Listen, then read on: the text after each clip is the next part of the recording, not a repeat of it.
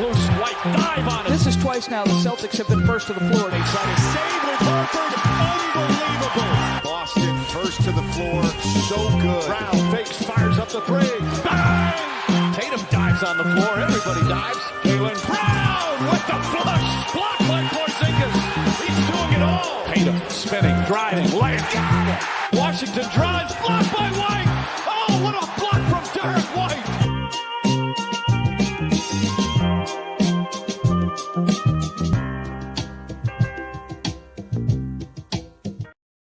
Welcome in, first to the floor, Ben Dallas along with Jake Eisenberg. Thank you for joining us. Hope you're doing well. Jake, the Dallas Mavericks have traded Luka Doncic to the LA Lakers. Thoughts, reactions, feelings? Dude. What's going on? Wow. Well, firstly, hello. Welcome back. What a time to get you back on the pod here. Emergency pod. Just hearing those, emergency pod.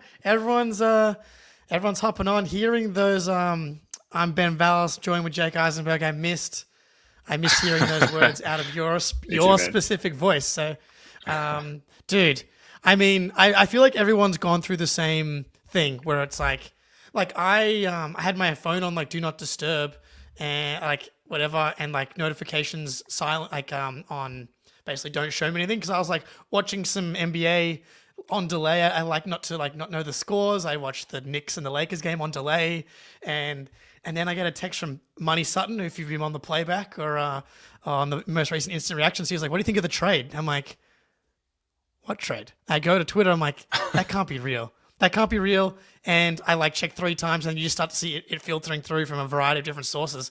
And I'm like, "Holy shit!" And then you just try and start to process it. Yeah, I definitely thought it was fake news. Also, if I sound and look laggy and crap, it's because I'm in London on a work trip on bad hotel Wi-Fi with no microphone, so apologies. But yeah, look, woke up to this at, I guess, 5 a.m. this time, and just like, as I do, I tend to, I'm just sort of person who wakes up in the middle of the night multiple times and like checks Twitter, because if something happens, I need to know as it's happening. Saw this, definitely thought it was fake news, and then my mind immediately wanders to, why would the Mavs do this? I thought LeBron James and Anthony Davis were like inseparable buddies. Mm-hmm. But then my mind wanted to basically fuck the Lakers. Like, imagine if you're sitting around, Jake, and the phone rings and it's fucking Nico Harrison just offering you Luka Doncic. No one else, hasn't shopped him around, spoken to no other teams. That's what the reports are indicating. And you just get a phone call saying, "Hey, Los Angeles Lakers, you know how you had Wilt Chamberlain in his prime and Kareem Abdul-Jabbar and Kobe and Shaq and Magic Johnson and all these great players that fell in your lap. How about LeBron? How about one more? You dickheads." Dude. Yeah, dude. I had the exact same thoughts. It's like, I mean, it's like I have been consuming mostly Mavericks content because, as we all know, Schadenfreude is something that and we all enjoy. So I've been consuming more Mavericks content, and they've been basically feeling like the world is over and that they've had a family member die. That's what, like, there's people protesting outside of the Maverick Stadium right now, like drunk in the middle of the night, like, fuck these people. And like, yeah, dude, can you imagine if the Celtics, like, so, yeah, okay, well, I'll start with the fuck Lakers thing, but like, sure. you just extended their, at minimum, relevancy for the next however long. Well, we'll see. Like, now Luka Doncic is not eligible for the Supermax. I still expect him to just sign the normal max or whatever it may be. And he's going to give them relevancy at the minimum for the next 5 to 8 years. And that sucks because the Lakers were getting close. Well, I don't know. I watched LeBron play against the Knicks today, and I'm like, maybe their relevancy is actually irrelevancy is further off than I thought, because he was like insane in the game today. Uh-huh. But you just handed the thing that's the craziest thing about all of this was, I don't even know, but like the fact that they didn't shop him around. One, these trades don't happen. Trades for top 5 players that are 25, 26, 27 years old, smack bang in the middle of their prime, is like no precedent for it. Hasn't happened ever. And they've just done it without making it a bidding war, which is why it's like, is there a conspiracy going on? Yes, absolutely. Those are my first thoughts. So just to get it out there, so the full trade, Luka Doncic, Maxi Kleber, and Markieff Morris, the return of Markieff Morris. Oh my God. Hashtag the return to the Los Angeles Lakers for Anthony Davis, Max Christie, and a 2029 first-round pick. How many first round picks did the Nets get for Mikal Bridges, Jake? And how did the fucking Mavs not get more than one first round pick for Luka Doncic? That is an incredible comp. The Nets got more for Mikal Bridges, I think, than They got 5. The Nets. They got 5 first round picks. Yeah. They got more value. Got the Gobert trade, the Mitchell trade, like you name it. Like, I mean, the Celtics got more value for Lamar Stevens. No, can't go quite that far last season. But like, we got more from Marcus Smart. Kristaps Porzingis playing like a top 3, top 5 center in the NBA right now. Even if you end up with the same trade that you got today, to not open it up to the rest of the league to see what is possible is complete malpractice. And he should be fired immediately, or like there should be some type of investigation because like it shouldn't be allowed. Like you just like this. There's no precedent for this at all. Like the whole point of transactions, drafting, collecting picks is to try and get someone like Jason Tatum, someone like Luka Doncic, a top 5 player. A top 5 player. That's the only way you win titles is by having one of those players. And they have one who is 25, 26. Now, do you want to poke holes in Luka Doncic as far as like whether or not he can win a title with his defense, which I know we can talk about because that looks like maybe why they did it. But like, that's why you play the game, is to get these players on your team, and then it's like handed it over to the fucking Lakers. Yeah, so I think like for this pod, we should try and explore like why this happened, and then like where do we go from here? How does the league look going forward? And then we'll finish up with some Celtics angles, being a Celtics Thank pod. God for you, Ben. Some structure. Goodness gracious. Well, I mean, in my mind, it's swirling. There's no real structure, so maybe the chat can help keep us on task here. But looking at why on earth would the Mavs even consider this? And you look at the Tim McMahon reporting that the Mavs are reportedly really frustrated with Luka's conditioning or lack thereof. I'm paraphrasing here.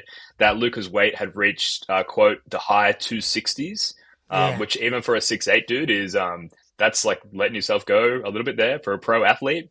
There was an overall lack of commitment from Luka, and of course the looming Supermax extension this offseason, which, as you said, Jake, is no longer eligible for. That, I guess, begins to report on the Mavs angle and justification for this. And I think Nico Harrison had a quote about how he believes defense wins championships. Meanwhile, his starting point guard is still an aging Kyrie Irving, but that's a story for another day. Anything that you would add to that, Jake, as far as even beginning to try and justify it from the Mavs perspective? I mean, clearly they watched the NBA finals, I guess, and were like, there's no way you can win a title with a guy like that. And like, while that is the reason why I and many of us have Tatum ranked ahead of Luka, it's because a flawed to that degree at the highest level can be picked apart by teams at the highest level. Like when you're in the finals, in the Western Conference Finals, you're playing against teams that have, incredible talent, high levels of versatility, have the ability to make your flaws come to the forefront. And that's what the Celtics did. But at the same time, the Mavericks just made the finals and they went down to the Celtics, but the Celtics were one of and are, but like put on one of the most impressive seasons in the history of the NBA. Like, beating the 1-seed Thunder, beating the 3-seed Timberwolves in 5 games on the back of like Luka Doncic being insane. Like, that's still like you just did that. Like you just did that. And so like I understand being concerned about the defense, and maybe they know more. Like we've always talked shit about Luka's conditioning, and a lot of Mavs fans would stick their head in the ground and be like, oh, it's because he's always injured, yada, yada, yada. Clearly, the Mavericks brass thought that that's a real problem. And 270, 260, 122 kilos for those playing in the metric system for a dude that's like 6'7" is like huge, astronomical. And like there's just been consistent from like I saw highlights of him in his second season. He looks like a completely different human. So like, yes, dude, I get those concerns. Yeah, he's literally half the man that he is now, which is insane. Yeah, on an off-season pod many years ago, I ranked like the top fly on the wall NBA situations, like the conversations, the back of the hall conversations that you wish you had been there for. So like the Markel Fultz situation, what happened there, within the Sixers organization, the Jordan retirement, the first one, what happened there, would love to have been a fly on the wall. This is getting up there into the top 5 of like, what the fuck were these conversations, if any? What happened behind the scenes here to initiate this ridiculous head scratcher of a trade? And I think it's a key takeaway is like there's still so much we don't know. Yeah. There's probably going to be documentaries made about this 5 to 10 years from now, like the seismic Luka Doncic trade for Anthony Davis, because it just right now, with the lack of that information, makes absolutely no sense. But we'll continue to plug away with what we've got, Jake, and try and wrap our heads around this. The not shopping him around aspect. Like I jumped onto the trade machine, and it is difficult because of the new CBA to maneuver around all of these sort of financial constraints. But like you can stack salaries together and look at guys like Cade, like Devin Booker, like Paolo, or just more draft picks. Like the fact that you didn't, and I know this has been said like 50 times by a million different pods today, but the fact that you didn't initiate a bidding war, even with just a third party, to come on board with the Lakers. You said malpractice, I think is the word for it. It makes no sense. Dude, like who, like call the Timberwolves. Can you get Anthony Edwards? Clearly the Mavericks believe in the vision of this team. And like on paper, I've seen a few people I see in the chat right here. Is it crazy to say that this may have made the Mavs better? I know Noah Dalzell was like, I kind of like the trade for the Mavs. And like, I can kind of, like the Mavs have still been like kind of solid without Luka. Nowhere near as good as they were with him, obviously. But, Anthony Davis, when they won the title with the Lakers, was playing like next to Dwight Howard. They've, he's always loved playing next to a true 5. And the Mavericks have both Gafford and Lively. Like you can play huge. Like the defense could be like pretty sick. But you've just shortened your window. And Brad Stevens has said this a bunch. One of his mantras is, as a GM, you want to be in the mix as many times, like as much as possible. You want to give yourself the chance to have as many cracks to be in the mix as much as you can. And that's why, and similar why Danny never pulled the trigger on any J trades, because like having dudes that give you a chance to make the conference finals that are in their early primes is where you want to be. And what they've done now, Anthony Davis turns 32 next month. Kyrie's already 30 plus on a ton of injuries as well. Like your window is incredibly small now. If you didn't already just slam the window shut, because as good as this could be, no one's mistaking Anthony Davis for a top 5 player. No one's mistaking Kyrie Irving for a top 5 player. Like at best to me, Anthony Davis is like 7th in the NBA, like behind Jokic, Giannis, Tatum, Luka, SGA, Wemby. There's AD, and like you don't win titles like that, especially not on a team like the Mavericks who don't have incredible talent. And by the way, the Mavericks have a 2028 pick swap owed to guess who? Oklahoma City.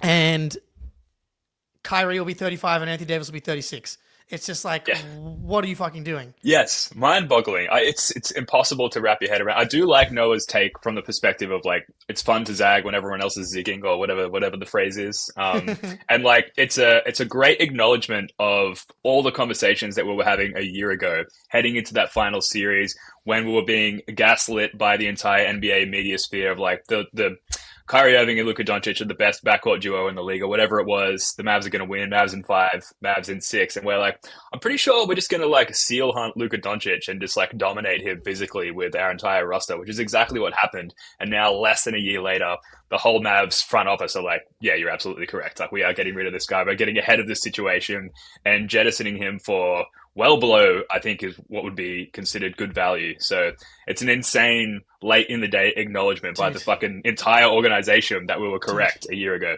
So it adds a little cherry on the sundae of the championship, I think. Oh, absolutely. Jack, shout out to you. I just sent you a link to the StreamYard. I know I was on yours earlier, so hop on. I know it's, what is it or now? Go to sleep. Yeah, I was going to say, or it is 4:20 a.m. Happy 420 to those who observe.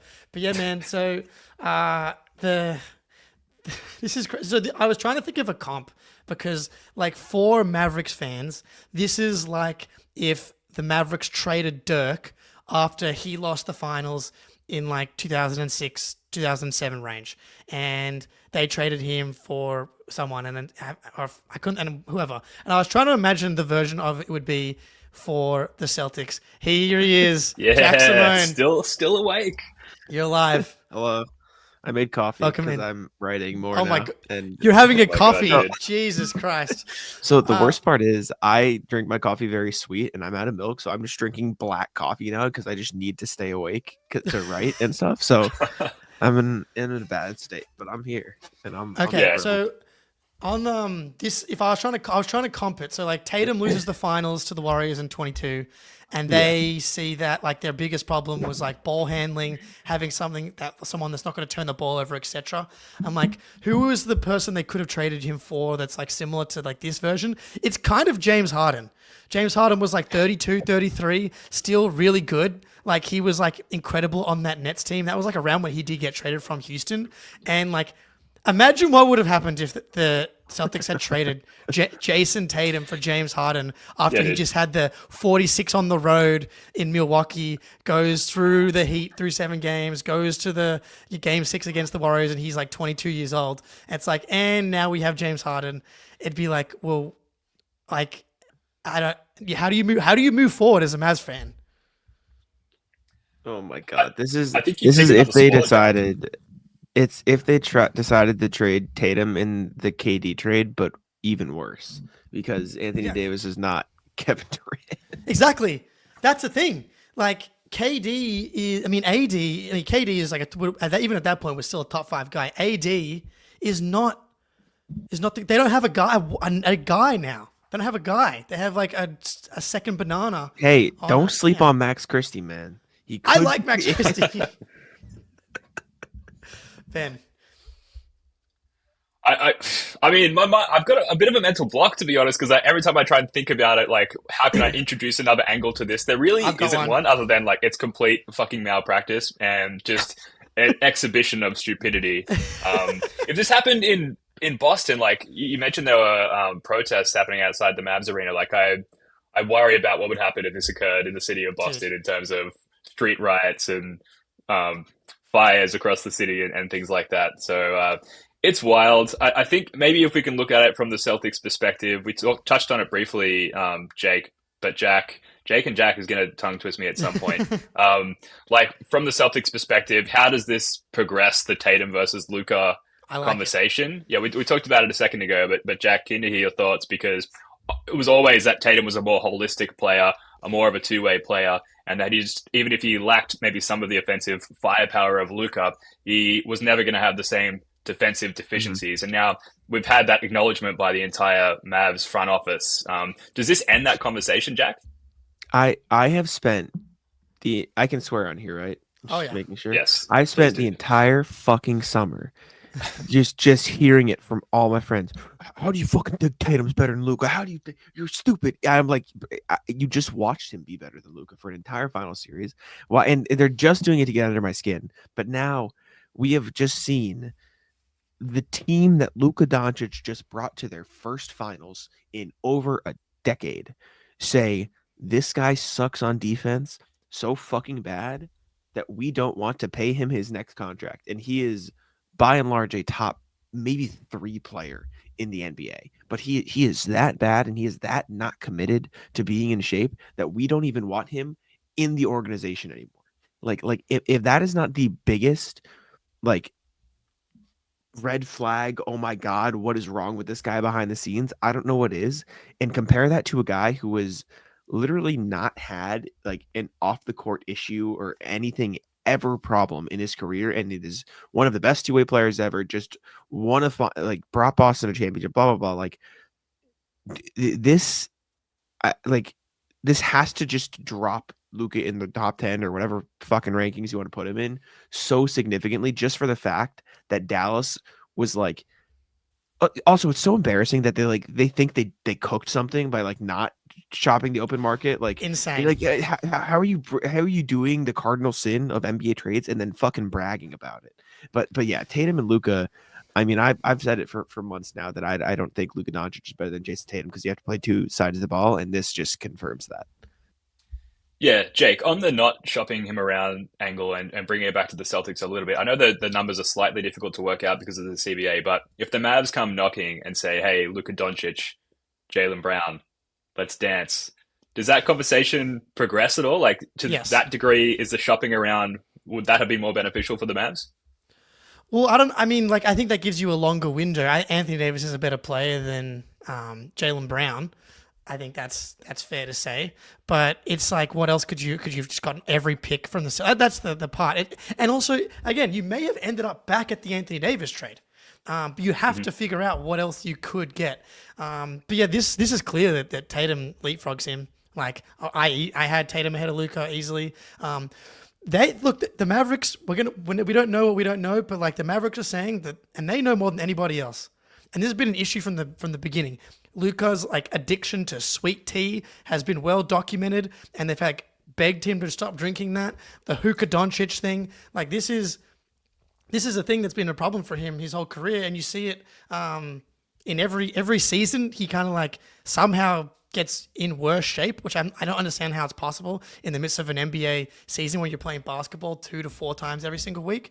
But he has found the way to do it. I wonder, like, I've seen people be like, oh, see, now Luka Doncic has just been called fat by his own team. Now he's going to go to the Lakers and get in the best shape of his life. And so does that scare you a little bit? I think LeBron, Jack, probably has the best steroids in the world. I think that's been documented. I think we know this. If you were going to get on one person's conditioning program, you probably want to get on LeBron James's program. And if there's ever going to be someone to motivate you, it's like, is it going to be the second best player to ever play? Like, probably yes. So from a I fear the Lakers, like Celtics loving person perspective, that's mildly terrifying at this stage. So as soon as our stream ended, Ben, because Ben jumped on after Jake was on, Corrales DM'd me back and was like, oh yeah, I'm down. So I was like, fuck it, I'll stream again. So I started another stream. Then I talked with Corrales for an hour about it. Unreal. And he ran a bit. He was like, yeah, basically the Mavs didn't like talk to Luke and trade him. They said, hey, fatso, get the fuck out. Yeah. And how do you think Luke is going to respond to that? Exactly what you said, Jake. Of okay, well then F you. Then I'm going to get in good shape. I don't think I could get in a storyboard setting a way for the Mavs to have handled this worse. Like I don't think I could think of one. Yes, but here's the thing: everyone's been calling Luka fat for years, so I don't think he cares really. Like I don't know. Maybe this does light a fire under him, but I don't know. Like maybe, and this is a whole new level. Like there's a difference between like people kind of like, I mean, taking the beer away from him after you win the Western Conference Finals type of thing. That is not the same as like trading. Literally, maybe like the biggest, most shocking trade in the history of the NBA. That is a whole different level of fat shaming that we don't support on this podcast, unless you're a professional athlete, obviously. And like that maybe is the thing that tips the scale. And I do have one thing on Anthony Davis, but go ahead. Well, how many people have been broken up with and then immediately gotten in the best shape of their life? I feel like that's on the cards for Luka Doncic now. But yeah, let's see what you got on Anthony Davis. So we all remember that Danny Ainge had his eyes locked in on Anthony Davis for a little while there. He was infatuated with Anthony Davis. He was ramping up for like a 3 to 4 year long pursuit of Anthony Davis. And we got the infamous, I've got the graphic here, Anthony Davis's dad, Anthony Davis Sr., Boston. I would never want my son to play for Boston after what they'd done to Isaiah Thomas. No loyalty. Guy gives his heart and soul and they traded him. Anyone can print that. Well, Anthony Davis Sr., guess who just got fucking shanked in the back after winning a title for the LA Lakers? Enjoy, irrelevancy in Dallas now. That's what happens. That would never happen in Boston. What an insane thing. Like I like I said, I've been talking about this for 4 fucking hours now and I have no idea what to say about it. Like it's you traded Luka Doncic in a desperate attempt to be more relevant now, and you're not even a top 5 team in the NBA. Like that's unacceptable. You traded your future for right now, and you're still not like a potential winner right now. How is that allowed? Dude, No, the Mavericks were good before Luka got hurt. They had the Mavericks. Welcome back, Ben. The Mavericks had a +8 net rating before Luka got injured. With him on I don't know, him on the court or the team as a whole. I was listening to a Mavericks pod earlier. Like they were legitimately could make the argument for the second best team in the West. Like no question about. Again, they just made the fucking finals. It's like, and the team was better 5 months ago. Like they did something cool in June. Like I don't know what the fuck. He's a top 5 player in the league currently. He's 25 years old. Like you don't get better circumstances than that, and people will go through an entire lifetime as a fan and never witness their team acquire a generational talent to the level of Luka Doncic. The Mavs so lucky to have that. Dirk previously as well. And then to just give him up, and to the Lakers of all teams, I know I'm repeating myself now, but that is just a tale as old as time. Death, taxes, and the Lakers like stumbling upon generational talent and championships. Players, It's fucking brutal, man. It's a difficult pill to swallow. I imagine we'll do another pod tomorrow, and then probably the next day as we continue to digest this information, and as hopefully more details leak out. I'm just locked into the timeline at the moment, just like waiting for the I don't know. I have no idea what I expect the takes to be coming out of or the leaks rather coming out of the front offices, but I think it's going to be spicy. So what do you think about this? This I was listening to the Ball podcast previously. I hopped on, and this is a conspiracy they were coming up with. So ratings are down.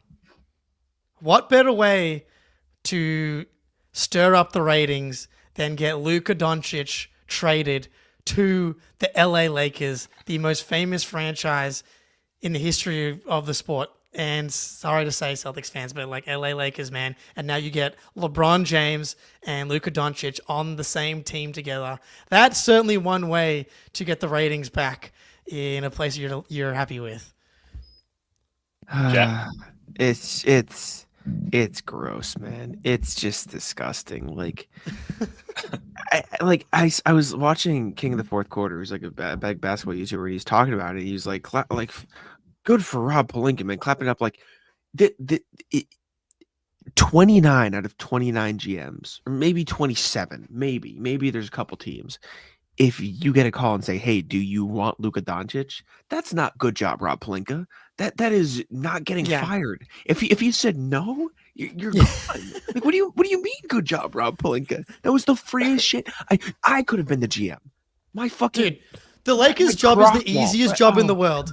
Is the easiest job in the world. LeBron just decided to get traded there. I mean, signed there for no reason. Apparently, Nico Harrison was hanging out with Aaron Rodgers, and in the midst of his ayahuasca trip, was like, you know what? I've seen the light. It's finally time to trade the franchise's best player in the history of the franchise. Love you, Dirk. The trajectory of Luka Doncic was to probably surpass, if at minimum equal, Dirk Nowitzki. It's time to trade it to the team that everybody in the league hates for a price that everybody thinks is a fucking joke. For a dude, if you're concerned about health issues, his name is Street Clothes. He's Data Davis. That's his fucking nickname. This is the guy that you've just traded. He's currently injured. So is Luka, but you just traded for a guy who's currently injured. He just got hurt like 3 days ago. I just can't believe it. I cannot believe they just called the Lakers and just offered him up. Like that actually just happened. But look, the Lakers, they visit the Celtics on the 8th of March. Is Luka due to be back? Have they traded LeBron by that point? Like what's the immediate future look like for the Lakers now? Well, the Mavs are here soon. The Mavs are going to be in town this week, I think. So we'll get to see soon. Chalk that up to a W. I don't know. Maybe Davis will be back. For that who one, knows? Potentially. But like, I want to know what's going to happen at the next Mavs home game. Like, are they going? Is it going to be like booing and rioting and like people throwing shit on the court? They made a memorial on Dirk's statue. They have like a Luka jersey and like a bunch of other shit. Like, they wrote "Fuck you, Nico, you bum" on the ground. Dude, that's appropriate. Dude, yeah. I'm googling this stuff now. Like he, I guess he doesn't care about the picks. Right, he's going to be fired. Well, here's the thing, right? All the picks. He only got That's one. what I'm saying. That's why he didn't care about the picks. He's like, I won't be here to draft anybody in 2030, 2029. And we were talking about it on your pod, Jack, but like there's definitely moves to make for the Lakers. I do like, I obviously like it for the Lakers more than the Mavs, but like the Lakers' defensive identity has kind of been fractured clearly now because you've just traded away one of the best defenders in the league. Granted, the Lakers defense looked very good tonight, but that didn't include Luka Doncic. And now what kind of big man do you trade for? Because they've got a bunch of tradable salary. Rui Hachimura makes 17. Austin Reeves makes 12. Gabe Vincent makes 11. There's another person that makes 11 that I'm forgetting off the top of my head right now. You can put together $40-50 million very easily. Do you see them trade for Jimmy Butler? I think it's a big man. If they trade for a Yucca Purtle or a Nick Claxton, just give them a straight up good rim protector. Mm-hmm. You build back some of that. Yeah. Oh my God. Tier. If Rob goes to the fucking Lakers. That's such a doable trade though, Rob Williams. Yeah. What does he earn? Like 13 million a year? Or, both of them. around that range? I said this on my pod. They're both going to end up there. Like, it's going to suck, but they're both Marcus and... Well, I think Marcus is sadly cooked. But Rob Williams, if he happens that to be hasn't healthy... stopped the Lakers in the past. That's a good point. But like Rob Williams, similar to... I mean, even Kristaps now's the last 3 seasons is like putting Rob's games played into... to shame, sadly. But like you might just get lucky and get Rob Williams healthy for 6 weeks. And if they got Rob Williams healthy for 6 weeks, running the pick and roll with Luka Doncic and LeBron James, oh my God, I want to vomit thinking about such a thing because that would be painful. But like there's not a ton of good defensive like bigs out there. Like I'm ashamed of it, but I did do all the Kristaps Porzingis trades when he got injured the second time. And but like Nick Claxton and Yucca Purtle are the 2 guys I think that like just like good rim protectors, and you just you just raise your defensive floor because this to me reminds me of like the LeBron Kyrie Cavs team. Welcome in, Alexis. Good morning. What the fuck happened is what we're trying to figure out. But like it kind of reminds me of the LeBron Kyrie team, but like Luka is more LeBron and LeBron is more Kyrie just because like LeBron doesn't have the gas that he had 5 years ago. Granted, I keep seeing what I saw today in the Knicks game, and then like he looked like a top 5 player to me today, at least on the offensive end. And so like this team, if they can get a good defensive center, like they kind of have to, right? Like they don't really have a functional NBA roster right now unless LeBron like slides over to the 5 spot, which at 40 years old is like not a sustainable move. They have to make a move for a big man, but like you say, like they're unfortunately, Rob Williams just like keeps coming up in the forefront of my mind. But there's available moves for them, and they've got those sort of mid-change salary chunks as well that they can move around for those pieces, as you say, Jake. So I've got a question for you. Go ahead. Would you trade if the Mavericks are just handing out their good players for free, essentially? Would you trade Peyton Pritchard for Derek Lively? We kind of need more depth at the guard spot still, I think, than the big man spot. Like, especially with what's going on with Drew Holiday this year and his shoulder, and they're trying to put him on the Al Horford program. Like, don't we need more guard depth than big man depth? Because, like, Cater and Cornette have been fine. So I don't think that helps our team. Jack? I kind of lean with Ben. I really like Derek Lively. He's so good, and it would really give you some extra flexibility because of KP's injuries and Horford retiring soon. But Pritchard's probably a better overall player than Lively right now. No. You don't think so? Lively was the starter on a finals team. Pritchard couldn't get on the court in the conference finals. I know, but they give you very different things. Like Peyton Pritchard, like it's offense versus defense. Hell, what does Lively make? Can you just send Sam Hauser instead? He makes $5 million. He makes $1 million too much for it to be no, because Hauser's on. Next year. I would do it. I think talent wise, Lively's like so young and he was like, so good. But you're right we got Jaden Springer now, my favorite player in the league. Good. I cannot wait to see Sam's reaction to this fucking Luka trade. Spoonie as well. Like somewhere Spoonie is just like very cozily sleeping in his bed with no knowledge of what has been going on in the world around him. So I'm excited to see that reaction. Yeah, it's only 4:40 now. Yeah, look, obviously it's probably not happening right now. Good thing Rivens isn't in the chat right now. He's gonna be sending some comments in the in the chat coming after me. There's a whole world of dick jokes that we miss out on if we trade PP. So I think that he's that a bit of a maybe, loser too. Yeah, Derek Lively. Like he's talking shit about being how good he is after Gobert couldn't guard Luka 1-on-1. Imagine getting stuck on an island and giving up a shot like that. Only proceeded to get dusted by Jason Tatum for an entire series and get hit a buzzer beater by Steph Curry over him as well. He's not my favorite person from his ego from what I've seen on the internet. But alas, that's just funny hypotheticals now because the Mavericks, do they make a trade to consolidate because they've got now Anthony Davis, Gafford, and Lively? It's but Lively's also out for the next 2 months, so it's interesting to see because now, man, the trade deadline just got a whole lot more exciting. I love this league. I love this league so much. It's such a blessing, man. It never ceases to amaze me. Although I will say, so when the Celtics won the title, obviously I try to be unbiased as much as I can. I grew up a Celtics fan though, so it happens.